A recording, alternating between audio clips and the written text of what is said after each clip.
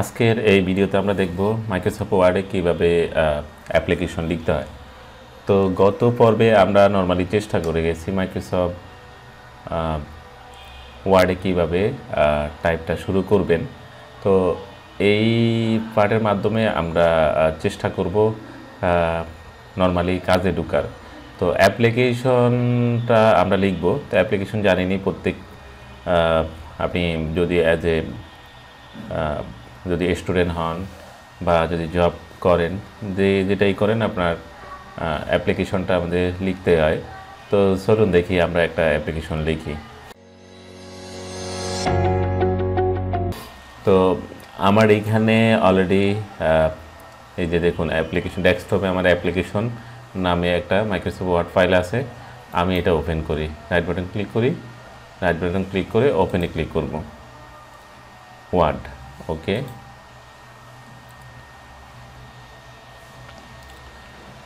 তো এইখানে দেখুন একটা অলরেডি মাইক্রোসফট ওয়ার্ডে অ্যাপ্লিকেশন আছে। তো আমরা এখন এটার মতো করে একটা অ্যাপ্লিকেশন লিখব। তো চলুন আমরা শুরু করি। তো আমি আরেকটা ডকুমেন্ট নিব, এখানে ফাইল, নিউ, ব্ল্যাঙ্ক ডকুমেন্ট। তো আমার এইখানে নর্মালি এখন দুইটা ডকুমেন্ট আছে। তো আমি এই দুইটা ডকুমেন্ট, এই যে স্টার্ট বার নিচে এই যে বারটা আছে এটাকে বলে স্টার্ট বার। স্টার্ট বারে ক্লিক করে এগুলা show windows side by side,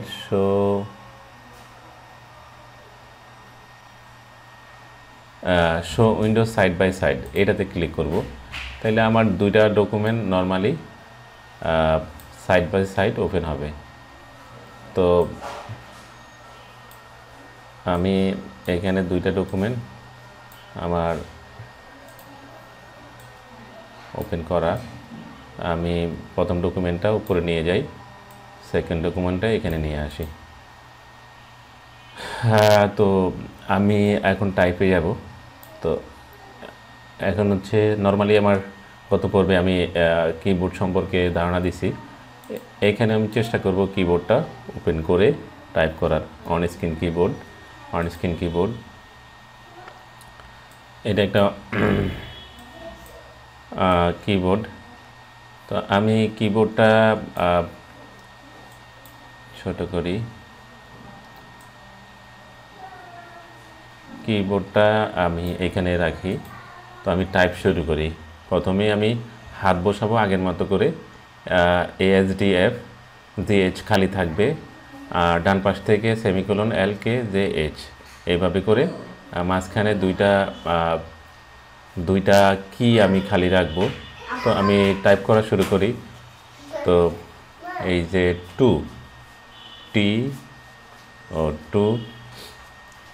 তারপরে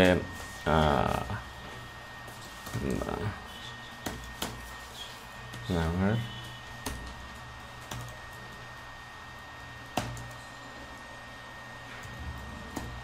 .com। তারপরে আসবে আমার এই উপরে যদি লিখি সাবজেক্ট।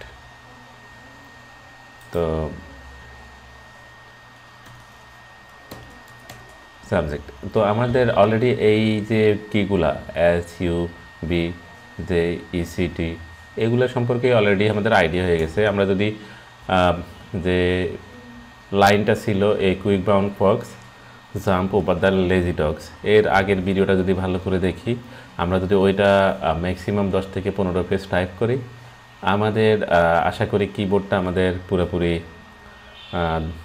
কোন জায়গায় কোন কিটা আছে কিবোর্ড না দেখে টাইপ করার কথা, মানে আমাদের মেমোরাইজ হয়ে যাওয়ার কথা ব্যাপারটা। তো আমি সাবজেক্টটা লিখি 1 ডে। এই যে এখানে আমি যখনই শিফট ধরি তখনই কিন্তু উপরে এই যে অন স্ক্রিন কিবোর্ডটা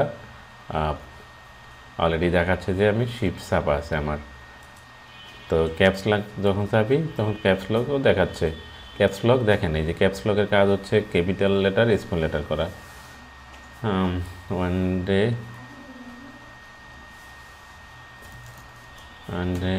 লিভ লোকেশন।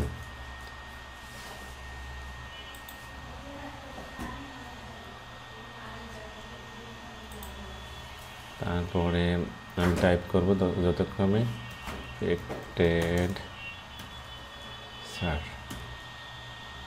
এখানে আমি রেসপেক্টেড স্যার বা ম্যাম লিখতে পারেন, আপনাদের যদি স্যার অথবা ম্যাম যেই হয়। Writing this to yeah.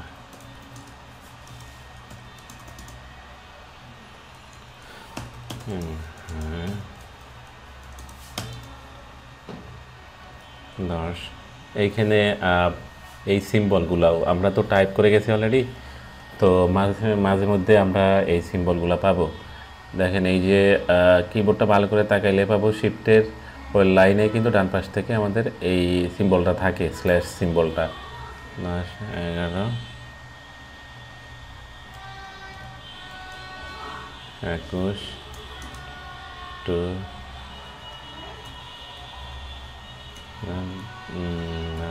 21,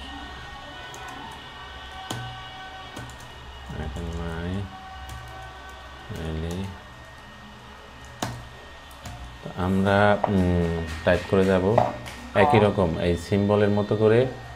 ডান পাশে ডট সিম্বলটা আছে, আমরা ডট সিম্বলটা দিয়ে যাব। সিম্বলগুলো খেয়াল করব কোথায় কোন সিম্বলটা আছে। স্পেস দিব। নর্মালি ডট দেওয়ার পরে যখনই আমরা কোনো লাইন শুরু করি, নতুন লাইনের শুরুতে কিন্তু এমনিতেই যদি আমি স্মল লেটার টাইপ করি তাও ক্যাপিটাল লেটার হয়ে যাবে।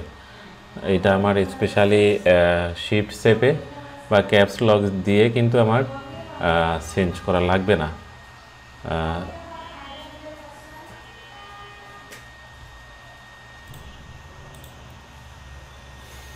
তো ক্যাপিটাল লেটার হয়ে যায়। তো আমি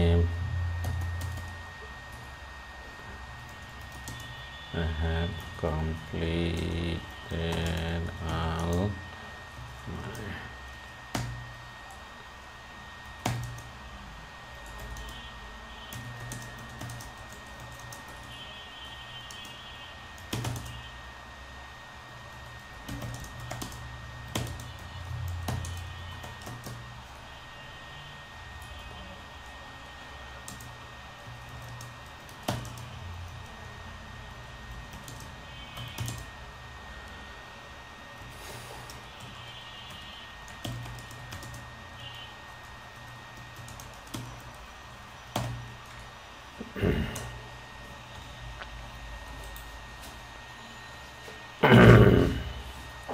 এখানে আমি অলরেডি কমপ্লিট। আমি লাস্টে আমার ইয়েটা শেষ করব। থ্যাংক ইউ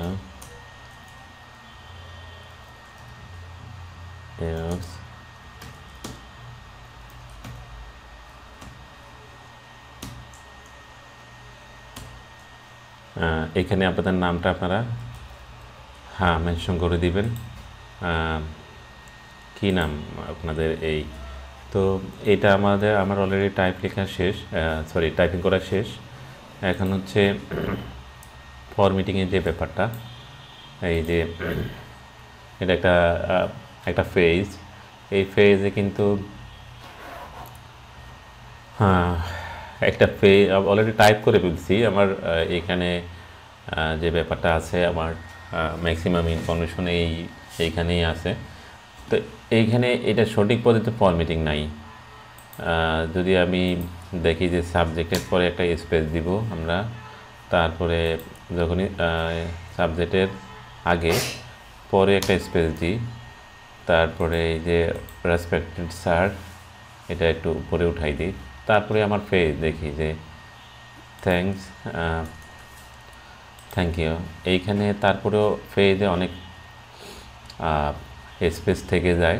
তো আমরা চেষ্টা করব একটা অ্যাপ্লিকেশন যখন লিখব তখন ম্যাক্সিমাম যেন ফরম্যাটিংটা সুন্দর হয়, আদারওয়াইজ এটা আউট দেখাবে। তো আমরা চেষ্টা করি এখন ফরম্যাটিংটা করার। প্রথম হচ্ছে আমার এই যে ফন্ট আছে, এই ফন্টটা কিন্তু ছোট, আমরা দুইভাবে এই যে পুরা ফেসটা সিলেক্ট করতে পারবো ফন্টটা যদি বড় করি। প্রথম হচ্ছে উপরে এই যে কার্সরটা উপরে সিলেক্ট করে নিলাম। যদি আমরা এই কিবোর্ডটা খেয়াল করি, এই যদি এই যে কন্ট্রোল শেপে যদি আমি সরি শিফট শেপে যদি আমি ডানে নেই, এক লাইন সিলেক্ট করে যদি পরে নিচের দিকে এই যে অ্যারো সিম্বলটা যদি নিচের দিকে চাপি, তাহলে হচ্ছে আমার পুরা পেজটাই সিলেক্ট হয়ে গেল। অথবা আরেকটা অপশনে আমি পুরো পেজটা সিলেক্ট করতে পারবো। এই যে কন্ট্রোল এই যে কন্ট্রোল এ দিলাম, আমার পুরো পেজটা সিলেক্ট হয়ে গেল। দেখেন এই যে পুরো পেজটাই সিলেক্ট হয়ে গেল কন্ট্রোল এ দেওয়াতে। তো আপনারা চাইলে এই যে কন্ট্রোল এ দিলেও পুরাটা সিলেক্ট হয়ে যাবে। তো আমি আসলে কিবোর্ডের শর্টকাটগুলো আমরা পরে আসবো। আমরা যদি এভাবে সিলেক্ট করি শিফট এই যে এই সিম্বলটা দিয়ে যদি ডানে বামে নিই, তাইলেও সিলেক্ট হয়ে যাবে। তো আমাদের অলরেডি এই পুরাটা সিলেক্ট হয়েছে। এখানে এই যে কী জানি মেনু বার, এই বারটাতে ফন্ট বড় করা ছোট করার অপশন আছে। এটা ফন্টের কি ফন্টে টাইপটা করব আমি এটা চেঞ্জ করে দিই। টাইম নিউ রোমান দিলাম। আর এই ফন্টটা আমি মিনিমাম 14 করব। তারপরে 14 করার পরেও দেখেন অনেক জায়গা রয়েছে নিচে। তো এইখানে এইটা আরেকটু সুন্দর করা যায়। এটা আমি এই যে এখানে এটা অ্যালাইনমেন্ট লেখাটার অ্যালাইনমেন্ট কী হবে আমি জাস্টিফাই করে দিচ্ছি। এটাকে বলে জাস্টিফাই। এটা লেফট, এটা সেন্টার, এটা রাইট, এটা লেফট, সেন্টার। জাস্টিফাই মানে হচ্ছে দুই দিক থেকে সমান। তো এটা সিলেক্ট করার পরে আমি এখন এই যে প্যারাগ্রাফ অপশন আছে, আপনারা এই যে সিলেক্ট করবেন, শুধু মাঝখানেটা আমি সিলেক্ট করা।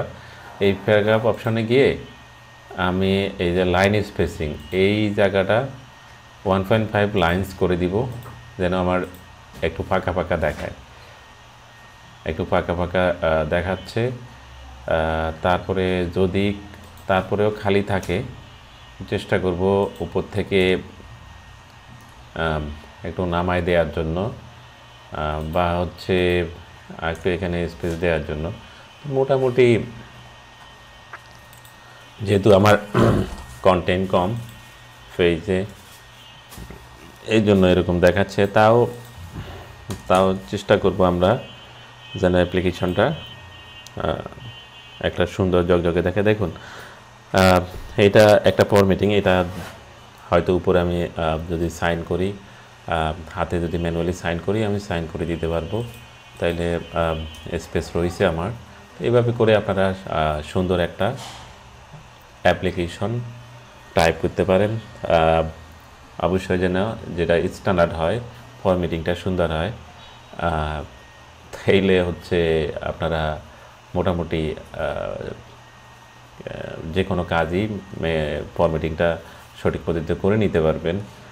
তো আজকে এই পর্যন্ত। আমাদের ভিডিও যদি আপনাদের কোনো কাজে আসে, তাইলে আমার চ্যানেলটি সাবস্ক্রাইব করুন। আর পরবর্তী ভিডিও পেতে আমাদের সাথেই থাকুন। Thank for watching hour video.